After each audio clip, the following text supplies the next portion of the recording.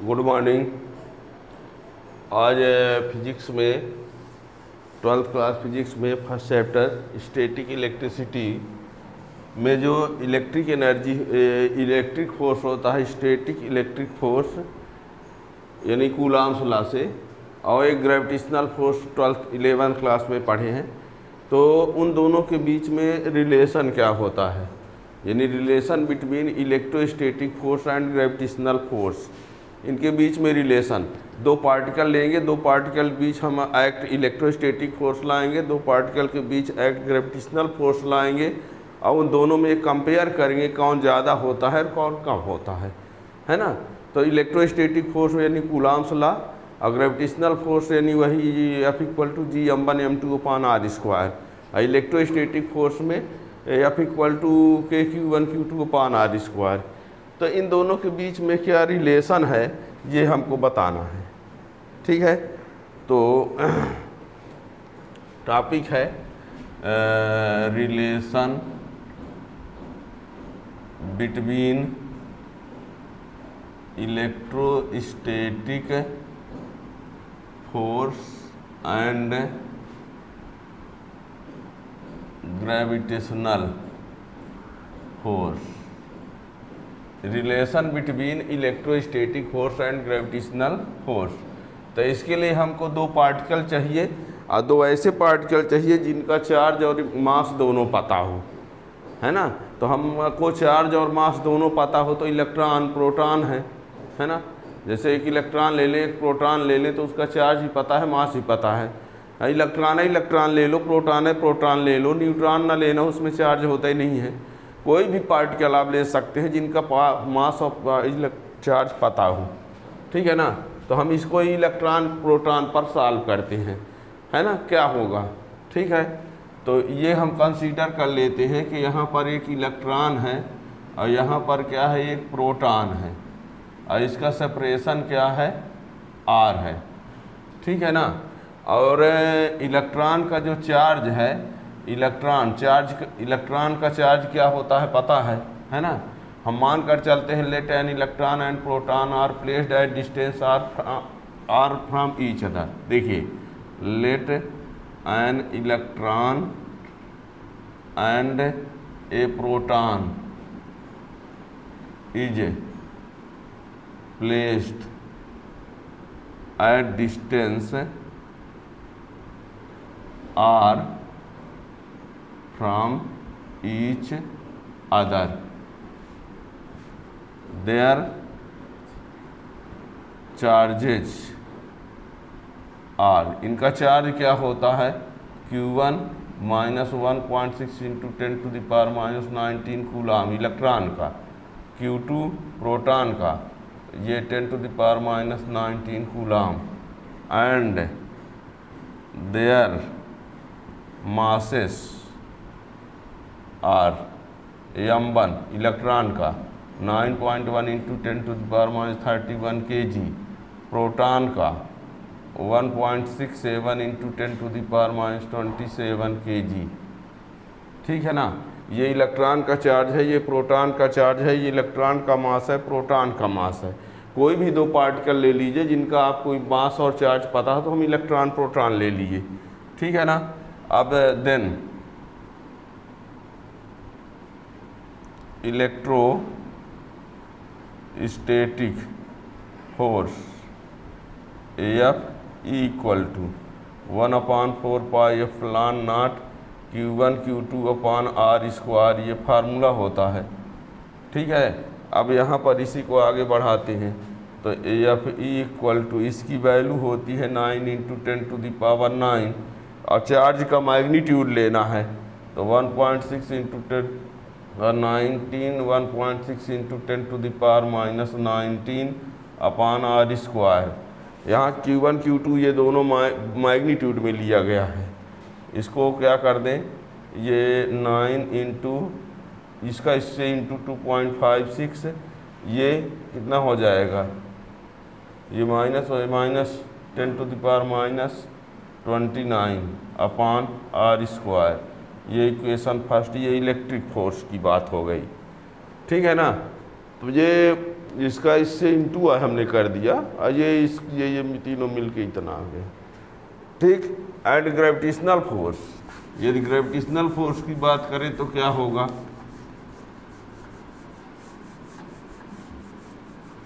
Gravitational force कितना आएगा,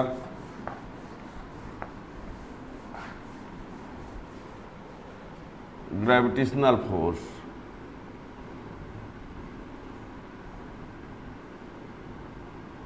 F G equal to G m1 m2 upon R square होता है। इसकी वैल्यू होती 6.67 और m1 9.1 into 10 to the power minus 31, 1.67 into 10 to the power minus 27 upon R square. ये इसको लिखे दे रहे हैं, मान लीजिए ये रहा, और इसको सेट कर दो, ये कितना आ जाएगा,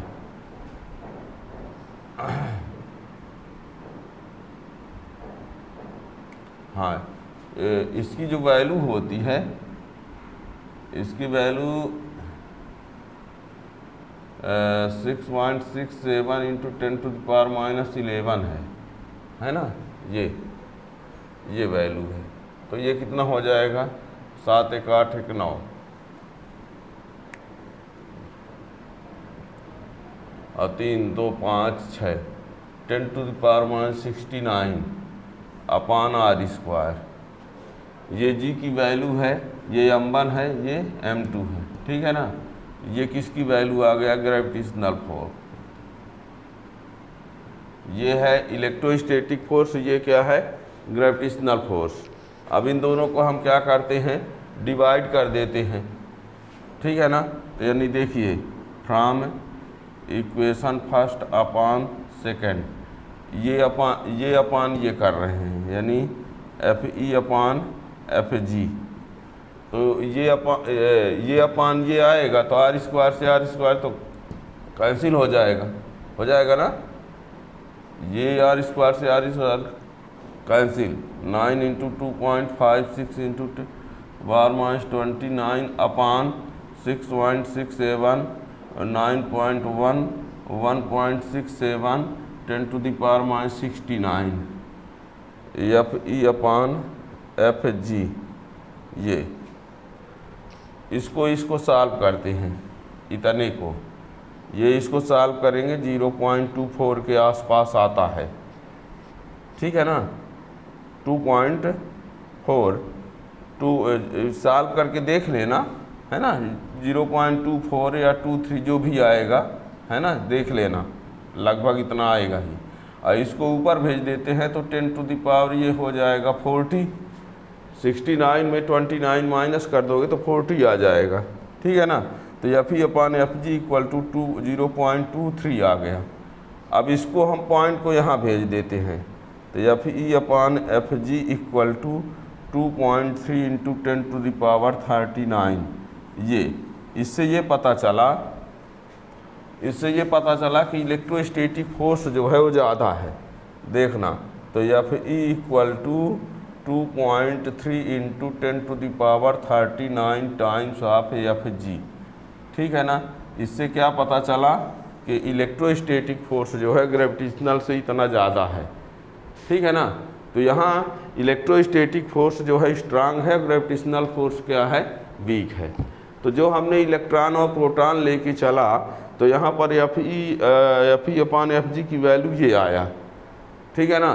अब ये आपको बता दें, चाहे आप इलेक्ट्रॉन लेके चलेंगे तब भी इलेक्ट्रोस्टैटिक फोर्स ही स्ट्रांग आएगा। ऐसा नहीं होगा कि इलेक्ट्रॉन प्रोटॉन के लिए देखे तो इलेक्ट्रोस्टैटिक फोर्स स्ट्रांग है और किसी दूसरे के लिए लेंगे तो हो सकता है ग्रेविटेशनल फोर्स स्ट्रांग हो जाए, ऐसा नहीं होगा, ठीक है ना। इलेक्ट्रोस्टैटिक फोर्स स्ट्रांग होगा, ग्रेविटेशनल फोर्स वीक होगा, चाहे हम पार्टिकल कोई भी लेंगे। तो हमने हाल फिलहाल जो लाया है वो किसके लिए लाया है, प्रोटॉन के लिए, ठीक है ना। यानी यही यदि हम प्रोटॉन पर लाएंगे तो ये वैल्यू चेंज हो जाएगी। इलेक्ट्रॉन के लिए लाएंगे तो यही वैल्यू चेंज हो जाएगी, ठीक है ना। तो यानी अब देखिए, यदि हम इसको, यानी आपने ये देखा अभी यानी Fe/Fg इक्वल टू 2.3 इंटू 10⁻39। ये जो है वो किसके लिए है? इलेक्ट्रॉन प्रोटॉन के लिए है। किसके लिए है? इलेक्ट्रॉन। और ये बता दें Fe/Fg इक्वल टू ये होता है 1.4 इंटू 10⁻36 के आसपास होता है। इसको यदि प्रोटॉन पर लगाया जाए तो, और Fe/Fg ये आता है 4.3 इंटू 10⁻42 के आसपास। और ये आता है किसके लिए? इलेक्ट्रॉन के बीच। ठीक है ना। ये थोड़ी ये अप्रॉक्स वैल्यू है, थोड़ी बहुत चेंज भी हो सकती है ना। तो यानी आप ये जानिए इसका रेस ये जो है वो 10⁻39 से ये इसका सॉरी प्रोटॉन के लिए लगाएंगे तो लगभग ये आएगा। ठीक है ना। यानी इलेक्ट्रोस्टैटिक फोर्स स्ट्रांग फोर्स होता है, ग्रेविटेशनल फोर्स क्या होता है? वीक होता है। ठीक है ना। ये किसके लिए है? इलेक्ट्रिक फोर्स और ग्रेविटेशनल फोर्स का रेशियो किसके लिए है? इलेक्ट्रॉन प्रोटॉन के बीच। ये है 1.4 इंटू 10⁻36 है। तो ये प्रोटॉन के लिए लगाएंगे तब आएगा ये। और यदि इलेक्ट्रॉन के बीच लगने वाला लगा दिया जाए तो ये आता है ना। तो ये याद रखिएगा। यानी इलेक्ट्रोस्टैटिक फोर्स जो है एज ए स्ट्रांग फोर्स।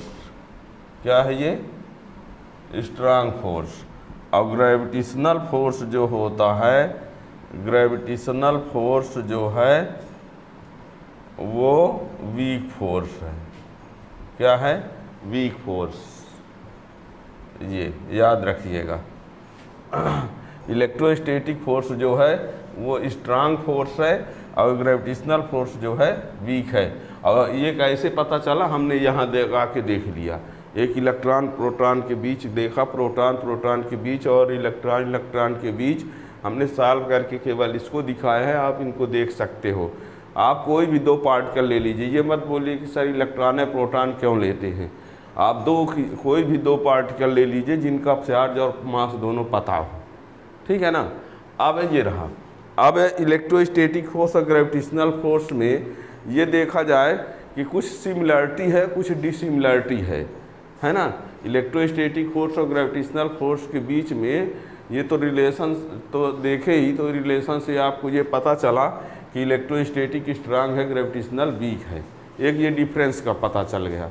अब कुछ बातों में दोनों सेम हैं, है ना। तो इलेक्ट्रिक फोर्स और ग्रेविटेशनल फोर्स में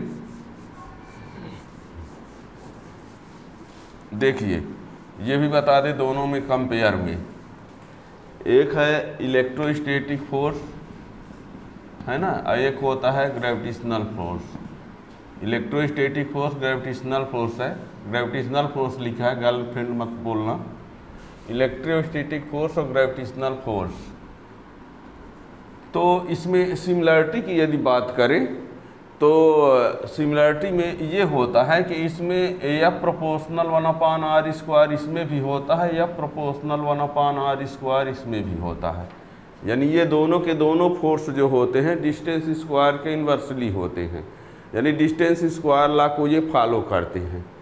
फिर दूसरी बात ये है कि ये जो फोर्स होता है ये सेंट्रल फोर्स होता है, और ये भी क्या होता है? सेंट्रल फोर्स होता है। ये कंजर्वेटिव होता है, कंजर्वेटिव, और ये भी कंजर्वेटिव फोर्स होता है। और ये फोर्स जो होता है, ये जो फोर्स होता है वो एयर वैक्यूम में काम करता है। एयर वैक्यूम में इसका एग्जिस्ट है, एयर वैक्यूम में इसका भी एग्जिस्ट होता है। यानी ये दोनों फोर्स जो होते हैं इन्वर्स स्क्वायर लॉ को फॉलो करते हैं, सेंट्रल फोर्स होते हैं, कंजर्वेटिव होते हैं। एयर वैक्यूम में इन दोनों का एग्जिस्ट होता है। ये दोनों में सिमिलरिटी है, ये दोनों में क्या है, ये सिमिलरिटी है। अब दोनों में डिसिमिलरिटी की बात करें यदि, तो ये वाला जो होता है इलेक्ट्रोस्टैटिक, ये अट्रैक्टिव और रिपल्सिव दोनों होता है, अट्रैक्टिव भी होता है और रिपल्सिव होता है, ठीक है ना, अट्रैक्टिव रिपल्सिव दोनों होता है। और ये सिर्फ और सिर्फ क्या होता है, अट्रैक्टिव वाला ही होता है। और इसमें ये देखा गया कि ये स्ट्रांग होता है, ये क्या होता है, वीक होता है। इसमें यह प्रोपोर्शनल Q1 Q2 होता है, इसमें यह प्रोपोर्शनल M1 M2 होता है, ठीक है ना। ये फोर्स, ये अट्रैक्टिव रिपल्सिव दोनों होता है, सिर्फ अट्रैक्टिव, ये स्ट्रांग है, ये वीक है, ये चार्ज पर डिपेंड होता है, ये मास पर। और एक बात ये बता दें कि इस फोर्स की वैल्यू जो होती है वो मीडियम पर अफेक्ट होती है, मीडियम से अफेक्ट होती है, यानी इस फोर्स पर मीडियम का इफेक्ट होता है और इस फोर्स पर मीडियम का कोई इफेक्ट नहीं होता है, ठीक है ना। तो ये दोनों में क्या है, सिमिलरिटी और डिसिमिलरिटी, ठीक है ना। तो इलेक्ट्रोस्टैटिक फोर्स और ग्रेविटेशनल फोर्स में कंपेयर और रिलेशन है ना, इलेक्ट्रॉन प्रोटॉन के बीच क्या होगा, प्रोटॉन इलेक्ट्रॉन के बीच क्या होता है, उन सब का केस में इलेक्ट्रोस्टैटिक स्ट्रांग होता है, वैल्यू भले चेंज हो जाती है, ठीक है ना। Thank you.